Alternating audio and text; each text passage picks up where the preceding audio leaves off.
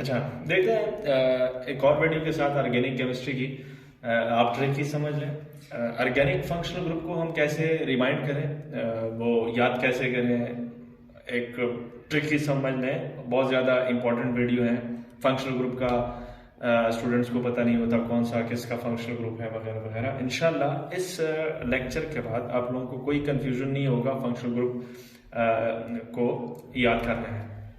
अब देखें यहां पर मैंने लिखा हुआ है वो फंक्शनल ग्रुप जिनके अंदर बॉन्ड मौजूद है, यानी bond as a functional group behaviour कर रहा है।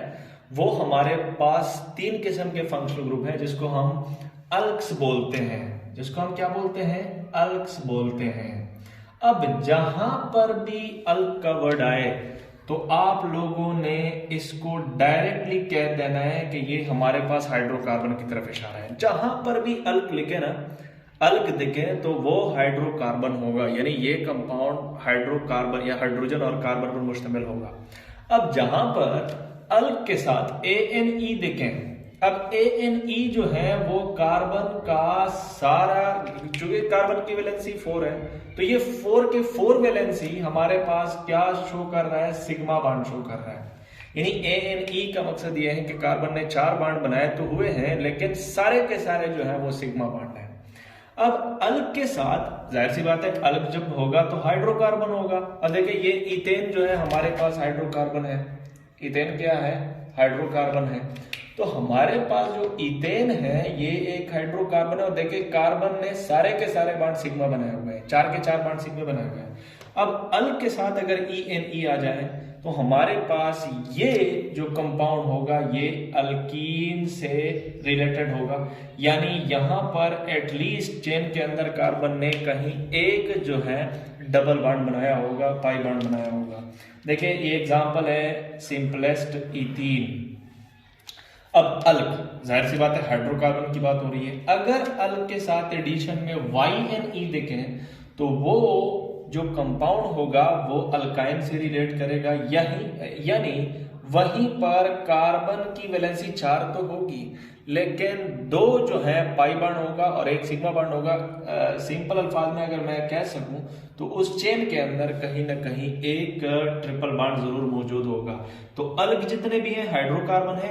अल्क के साथ ANE देखे कार्बन ने सारे सिग्मा बॉन्ड बनाए हुए हैं। ENE देखे कार्बन ने कहीं एक डबल बॉन्ड बनाया हुआ है। YNE देखे कार्बन ने कहीं एक ट्रिपल बॉन्ड बनाया हुआ है इन ए चेन। अब देखिए अल्काइल ग्रुप, अल्काइल ग्रुप जो है, अब इसको हम अगर मैं सिंपली डिफाइन करूं, जब हम अल्केन से एक हाइड्रोजन रिमूव करते हैं तो उसको हम अल्काइल ग्रुप कहते हैं। अल्क मीन्स हाइड्रोकार्बन। अब फिर से रिपीट कर रहा हूं, YLE मीन्स यानी यहां से कहीं ना कहीं एक हाइड्रोजन अल्केन से निकला हुआ है। देखिए इथेन है, अगर मैं कहीं ना कहीं इससे एक हाइड्रोजन निकाल दो, लेट सपोज ये हाइड्रोजन अल्केन से निकल गए तो ये वैलेंसी कार्बन की खाली हो गई। अब देखिए CH3 बन गया। अब देखिए यहां पर CH2 बन गया और CH2 के ऊपर कौन सा हमारे पास रेडिकल हो गया, रिप्रेजेंटेड बाई R। अब देखिए ये जो वैलेंसी खाली हुई है, अब इस वैलेंसी को कौन कौन फिल करेगा, उससे अलग अलग फंक्शनल ग्रुप्स बनेंगे। आइए देखते हैं कौन कौन से फंक्शनल ग्रुप बनेंगे। इस जो रेडिकल है इसको फिल करने के बाद ऑर्गेनिक कंपाउंड की शक्लें कैसे चेंज होती है, अलग अलग फंक्शनल ग्रुप कैसे। अब देखें ये जो मैंने लिखा हुआ ये इथेन था, पहले हाइड्रोजन निकला तो ये बना इथाइल रेडिकल, चूंकि यहाँ पर कार्बन की एक वैलेंसी इनकम्प्लीट है। अब देखिए मीथेन अगर होगा, मीथेन से एक हाइड्रोजन लेके तो मिथाइल रेडिकल, इथेन से लेके तो इथाइल रेडिकल, प्रोपेन से निकले तो प्रोपाइल रेडिकल एक्सेट्रा। अब अगर ये रेडिकल आपके पास सेटिस्फाइड कर रहा है NH2 ग्रुप, यानी हमारे पास R के साथ कौन अटैच हो गया? NH2। तो इसको हम बोलते हैं अमीन। इसको हम क्या बोलेंगे? अमाइन बोलेंगे। अब ये भी तो हो सकता है, अब मैं इसको R लिखूंगा। R जो रेडिकल है ये अगर कुछ हेलोजन Cl Br F, तो वो अगर ये सेटिस्फाइड कर रहा है तो कहीं ना कहीं RX बनेगा। कहीं ना कहीं क्या बनेगा? RX। R को हम क्या बोलते हैं? अल्काइल। और X को हम क्या बोलते हैं? हेलाइड। तो ये फंक्शनल ग्रुप किसका बन गया? अल्काइल हेलाइड का। तो कुछ न, अब ये भी तो हो सकता है कि 2 R रेडिकल हो, ये भी तो हो सकता है कि 2 R रेडिकल हो और उसके दरमियान एक ऑक्सीजन आ जाए। ऑक्सीजन को 2 इलेक्ट्रॉन चाहिए, तो Sr से भी बॉन्ड बना लिया, Sr से भी बॉन्ड बना लिया। तो ये हमारे पास कौन सा फंक्शनल ग्रुप हो गया? ईथर का फंक्शनल ग्रुप हो गया। तो आइए देखते हैं फर्दर फंक्शनल ग्रुप जो है वो हमारे पास कौन कौन से पॉसिबल हैं, आइए उसको भी देखते हैं। अब ये R रेडिकल बना था, अब इस R रेडिकल को अगर OH सेटिस्फाई कर रहा है, यानी ये वैलेंसी R की अगर OH सेटिस्फाइड कर रहा है, तो ये इथाइल रेडिकल था, आप लोगों को याद होगा अभी मैंने बनाया, तो इसको आपके पास फंक्शनल ग्रुप बनेगा ROH, यानी R के साथ क्या अटैच हो गया? OH अटैच हो गया। इस टाइप ऑफ फंक्शनल ग्रुप को हम अल्कोहल कहते हैं। अगर इस R रेडिकल को SH सेटिस्फाइड कर रहा है, SH को हम थायोल कहते हैं। क्या बोलते हैं? थायोल। तो हमारे पास अल्काइल थायोल बन गया। R को हम क्या बोलते हैं? अल्काइल। तो ये बन गया अल्काइल थायोल। अब इस R रेडिकल को अगर कहीं ना कहीं CH सेटिस्फाइड कर रहा है तो RCN बन गया, तो इसको हम क्या बोलते हैं? Nitrile functional group. अब आगे देखते हैं कार्बोनाइल फंक्शनल ग्रुप की तरफ। अब देखिए कार्बोनाइल फंक्शनल ग्रुप यानी कार्बोनाइल कंपाउंड जो है वो कंपाउंड होते हैं जहां पर हमारे पास कार्बन और ऑक्सीजन का डबल बॉन्ड मौजूद हो। इसको हम कौन से फंक्शनल ग्रुप कहते हैं? कौन से ऑर्गेनिक कंपाउंड कहते हैं? Carbonyl organic compound. अब देखिए इसके साथ लगे हुए साइड पे X और Y में लिख रहा हूं। अब कार्बोनाइल कंपाउंड वो कंपाउंड जहां पर ये फंक्शनल ग्रुप मौजूद हो, यानी carbon double bond to oxygen. अब इन कार्बोनाइल कंपाउंड के क्लासेस हैं। इन कार्बोनाइल कंपाउंड के क्या है? सब क्लासिफिकेशन है, या फिर आप लोग कैसे सब क्लासेस हैं। तो कौन से क्लासेस हैं आप देखें। अगर हमारे कार्बोनाइल फंक्शनल ग्रुप के XY की जगह दोनों अतराफ पर हाइड्रोजन अटैच हो, तो उस टाइप ऑफ फंक्शनल या उस टाइप का ऑर्गेनिक या कार्बोनाइल कंपाउंड को हम क्या बोलेंगे? फॉर्मल्डिहाइड। क्या बोलेंगे? फॉर्मल्डिहाइड। अगर हमारे जो कार्बोनाइल फंक्शनल ग्रुप है, ये तो मस्ट है।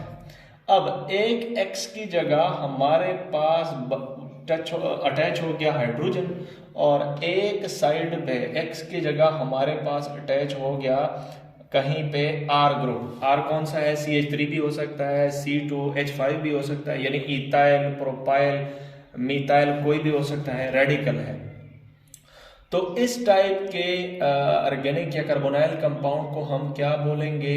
एसीटल्डिहाइड। क्या बोलेंगे? एसीटल्डिहाइड्स।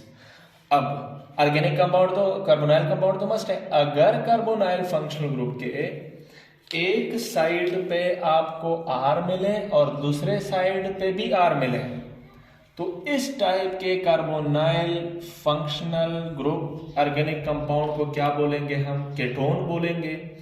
अगर हमारे पास कार्बोनाइल कंपाउंड तो ऑलरेडी कार्बोनाइल फंक्शनल ग्रुप तो होना चाहिए। अगर एक तरफ पे आपको R मिले, दूसरे तरफ पे आपको OH मिले, यानी X की जगह आपको OH मिल गया, R की जगह Y की जगह आपको R मिल गया, तो इस टाइप के कार्बोनाइल फंक्शनल ग्रुप को हम कार्बोक्सिलिक एसिड कहेंगे। क्या कहेंगे? Carboxylic acid.